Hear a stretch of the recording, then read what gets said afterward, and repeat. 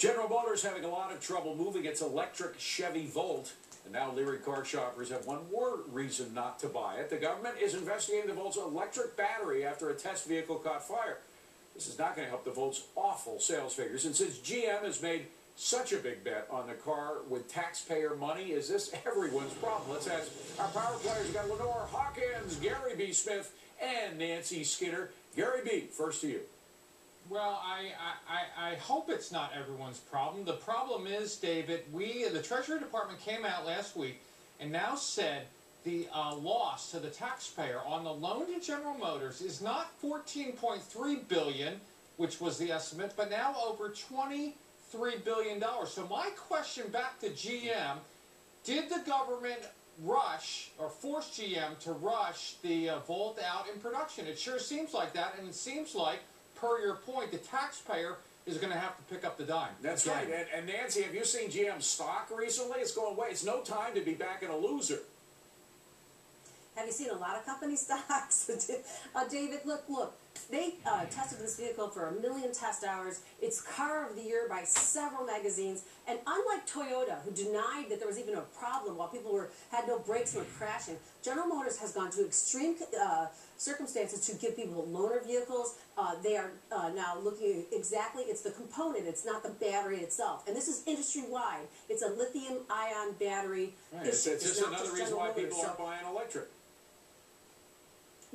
You know what? It's the only way we're going to move. That's the future. People and aren't you know what? buying People that buy these cars love these cars. You're not going to force people to buy anything, Lenore. By the way, this is what GM is saying about all this, and I'm quoting from one of their statements. The Volt is as safe as conventional vehicles for its occupants before, during, and immediately after a crash.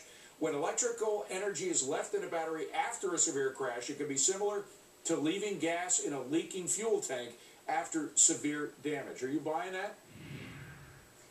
Well, to put it in context, your traditional 12-volt lead-acid cell battery causes a lot of problems, and those are the batteries that are in every car and truck on the road. But to say that people love the Volt, they've only sold about 5,300 of them. Sure. How often does a car company come out with such an enormous flop? Yeah. And I hate to say it, but it sure sounds like the fact that they had essentially a lot of free money coming from the taxpayers may have had something to do with it.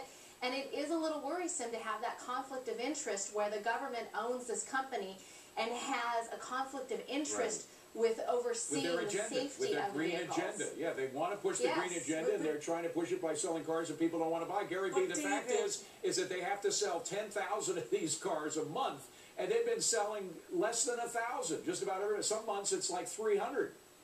Well, you hit the nail on the head, and Nancy kind of summed up the point when she said, oh, we have to get there.